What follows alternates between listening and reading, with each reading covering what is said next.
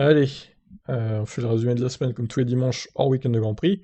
Donc le week-end prochain, évidemment, il y a Spa, donc on fera pas de résumé de la semaine. Donc 47 vidéos effectuées cette semaine, ce qui est pas mal, hein, malgré qu'on soit en période de vacances, on va dire, pour la F1. Donc Rosberg, on commence avec lui, qui révèle avoir fait une croix sur un contrat de 100 millions de dollars fin 2016, donc un contrat qui portait sur plusieurs années avec Mercedes, évidemment. Et bah du coup, il n'aura jamais touché cette somme, vu qu'il s'est retiré de la F1. Adrian Newey explique ses méthodes d'espionnage des concurrents. Donc tout simplement, hein, il regarde avec ses yeux et puis il prend des notes. Pas forcément besoin de photos du coup. Frédéric Vasseur sans reconnaître motivé et frustré, il serait prêt à le prolonger. Je suis pas certain que ce soit une très bonne idée, mais bon, c'est à lui de décider après. Hein. Petronas devrait finalement bien rester en Formule 1. Ils ont communiqué hein, sur les futurs carburants, donc c'est bien parti pour qu'il reste. Selon Rosberg, Hamilton est en position de force par rapport à Verstappen. Alors au championnat, oui. Après, en termes de performance de voiture, hein, je suis pas sûr de ça, parce que la Red Bull, ils ont pas dit leur dernier mot. Hein. Donc on verra comment ça se passe. Verstappen explique les différences de style de vie qu'il y a entre lui et Hamilton, des personnalités pas vraiment compatibles. Ça, on se doutait bien de toute façon. Alors Max déclare ne pas vouloir passer à la voiture électrique. Bon après, il a son avis sur la question, moi j'ai le mien, on sera pas d'accord là-dessus. Ma foi, hein. Vettel en tout cas et Hamilton sont passés à l'électrique, dans la vie de tous les jours, même si bon les deux ont encore des voitures haut de gamme et sportives thermiques, hein, évidemment, on va pas se le cacher, mais au moins ils roulent un peu en électrique, donc ils montrent l'exemple. Allez, on passe à la suite. Selon Toto Wolff, Bottas est un pilier pour Mercedes. Alors est-ce que Toto Wolff pourrait re-signer encore Bottas la saison prochaine? Franchement, je me demande. Hein. Bottas, le cycliste chevronné, compare le vélo et la F1. On a eu pas mal d'articles hein, sur Bottas en mois d'août, là. Donc il compare un peu les deux disciplines. Bon, pas sûr que c'est un grand intérêt. Interlagos veut maintenir son Grand Prix à tout prix et avec le public. Donc, et puis ils veulent revenir à la date initiale du 14 novembre aussi. Parce que ça a été décalé du coup. Ils voudraient revenir à cette date-là. Et ils voudraient mettre toute la foule hein, qui est possible sur le circuit malgré le Covid. Je trouve ça un peu risqué personnellement. Alonso analyse les performances d'Alpine en 2021. Donc, moi je vous laisse aller voir ça. Vettel donne ses impressions sur les futurs pneus 18 pouces. Plutôt positif, mais il y a quelques côtés négatifs aussi, notamment la visibilité pour les pilotes. Alors, Toto Wolff, Russell et Bottas ont de belles options s'ils ne vont pas chez Mercedes l'un ou l'autre l'an prochain. Alors, ça sera forcément moins bien que Mercedes du coup. Est-ce qu'on peut vraiment parler de belles options? Je sais pas. Rosberg revient sur sa lutte sans merci avec Hamilton en 2016. Alonso et Ocon vont parader aux 24 heures du Mans qui ont eu lieu ce week-end du coup, qui ont été remportés par la Toyota numéro 7, pour ceux qui ne savent pas. Et effectivement, on a vu Alonso rouler avec une F1 donc sur le circuit du Mans. C'était symbolique, c'était beau quand même. Par contre, Ocon, lui, il a pas eu d'F1, hein, et il a eu une Alpine normale du coup, une Alpine de route. Officiel, le Grand Prix du Japon 2021 à Suzuka est annulé. Donc ça, c'est tombé cette semaine, coup dur pour Honda et Tsunoda, évidemment. Et officiel aussi, Mercedes quittera la Formule E, pas à la fin de cette saison du coup là, qu'ils ont remporté du coup, mais fin 2022. Donc encore un an pour Mercedes en Formule E. Par contre, l'équipe ne devrait pas disparaître, si vous voulez, elle sera rebadgée d'un autre nom, a priori. Peut-être le retour de HWA, comme c'était le cas avant Mercedes, ce qui serait le plus logique. Alors, petit article sur Nick De Vries, du coup, fraîchement titré en Formule 1, évoque son potentiel futur en F1. En Formule E, pardon, pas en Formule 1. Le jour où Nick De Vries sera titré en Formule 1, quand même, là, ça n'arrivera jamais d'ailleurs. Je vous spoil, ça n'arrivera pas. Mais bon, en tout cas, Nick De Vries a prouvé qu'il était capable de gagner un titre dans un championnat du monde de sport auto. La Formule E est escalée, hein, évidemment, ça va beaucoup moins vite qu'une F1, mais il y a quand même des bons pilotes dans cette discipline, des ex-pilotes de F1 d'ailleurs.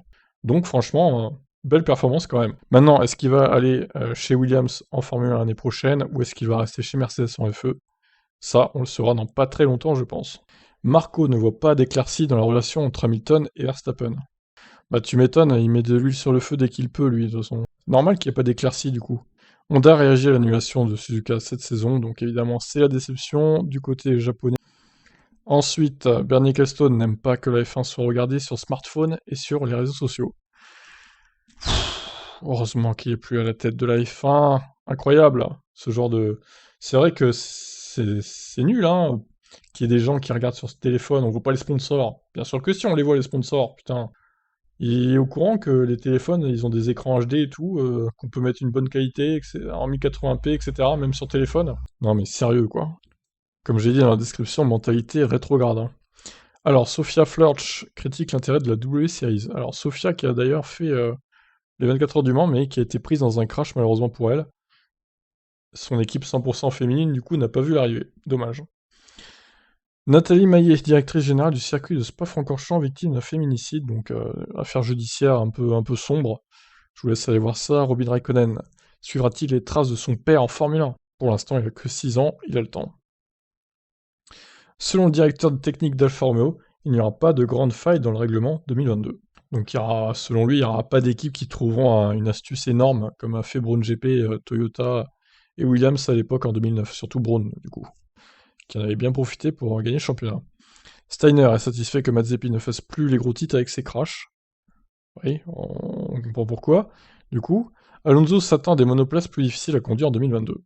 Mais selon lui, elles seraient plus simples à gérer avec des gens autour, hein, des pilotes autour, par rapport au dévantage, etc. Petit comparatif de points des équipes et pilotes entre 2020 et 2021. Après 11 courses, on voit que certains ont perdu énormément, comme Mercedes par exemple. Et Red Bull, par contre, a gagné beaucoup. Ah, je vous laisse voir ça. Donc, selon Jock Clear, Villeneuve a joué un rôle primordial dans le succès de Mercedes en F1. Alors moi, je suis pas d'accord avec ça. Je pense que Villeneuve, à l'époque, il était chez Bar Honda, donc après c'est devenu Honda, après c'est devenu Braun, après c'est devenu Mercedes, ok. Mais on peut pas dire que Villeneuve ait joué un grand rôle quand même dans le succès de Mercedes. Ce serait un peu abusé de dire ça, je trouve. Je suis pas d'accord avec lui sur ça en tout cas. Steiner n'a fait aucune promesse à Gene Haas concernant l'année 2022, avec le changement réglementaire, donc pas de mauvaise surprise en même temps. Une anecdote surprenante de Ricciardo à son arrivée chez Renault. Certains n'osaient même pas le saluer. Incroyable. C'était une superstar ce Daniel. Trop intimidant quoi. Chez Alpine, on émet des doutes sur le transfert d'informations entre équipes A et B en Formule 1. Bah ouais, du coup, des craintes qui peuvent être justifiées, parce que notamment AlphaTauri Red Bull, Alfa Romeo Ferrari Haas aussi, qui pourraient s'entraider. Et Alpine n'a pas d'écurie B, malheureusement pour eux. Otmar Safnauer révèle le budget d'Aston Martin pour 2021. Donc il a fait une petite révélation.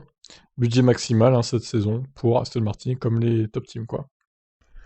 Alors, Monsieur Yamamoto de chez Honda explique comment la transition va s'effectuer entre Honda et Red Bull Powertrains. Niki Lauda était plus fier des titres avec Mercedes que de ses propres titres en F1. C'est dire. Alors, je sais pas si c'est vrai, hein, c'est son fils qui le dit, donc on peut penser que c'est vrai quand même. Ça paraît étonnant quand même. Ricciardo et Norris bientôt participant à l'Indy 500. Zach Brown laisse la porte ouverte, mais bon, ça sera pas avant quelques années a priori. Faut organiser tout ça. Hein. Ensuite, Verstappen ne pense pas nuit et jour à la Formule 1 quand il rentre chez lui. Il est pas à fond sur la F1, donc il est un peu détaché. Il mélange pas vie privée et vie professionnelle, si vous voulez.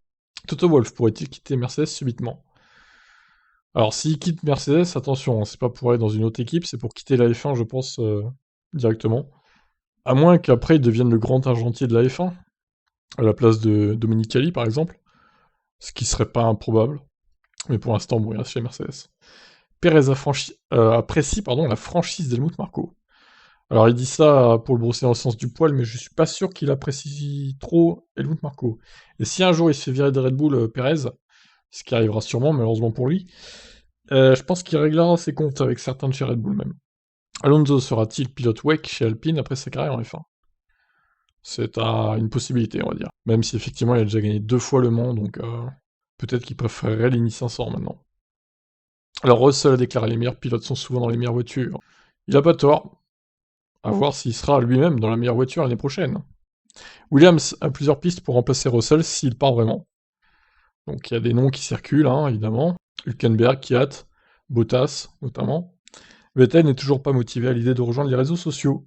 Et c'est bien dommage, parce que tu as plein de fans qui attendent de liker tes pages, Sébastien. Pourquoi tu fais pas ça? Peut-être un jour il s'y mettra. Ou pas.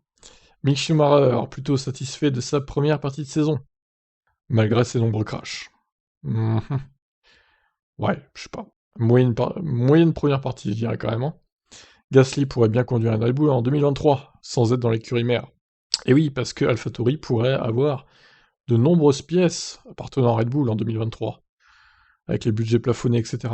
Peut-être que du coup, il sera performant. Berger compare le duel entre Hamilton et Verstappen à celui entre Prost et Senna à l'époque. Ouais, bon, je suis pas sûr que ce soit très adapté pour l'instant.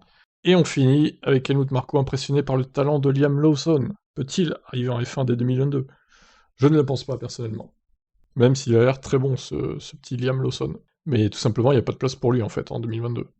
Voilà, bon bah écoutez, sur ce résumé, je vous dis à demain lundi pour d'autres vidéos d'actu de F1. On va enfin être dans la semaine d'un Grand Prix, parce que Spa, c'est à partir de vendredi prochain, du coup, les essais, hein. Donc évidemment, les lives pour Spa, toujours sur Tip Stories, on change pas, jusqu'à la fin de l'année, au moins. Et on verra en 2022 ce qu'on fait, si on revient sur cette chaîne-là ou pas. Bon, c'est par rapport au strike, hein, j'ai pas envie de perdre cette chaîne-là Tip F1, ce serait vraiment dommage, avec le nombre d'abonnés que j'ai dessus, donc... Pour l'instant, on continue les lives des Grands Prix, des essais et tout sur Tip Story. Je vous invite donc à vous abonner et à vous inscrire éventuellement au site de pronostic. C'est gratuit, hein, vous pouvez pronostiquer les Grands Prix et gagner des cadeaux à la fin. Et il y a mon Twitter également. Allez, bye bye.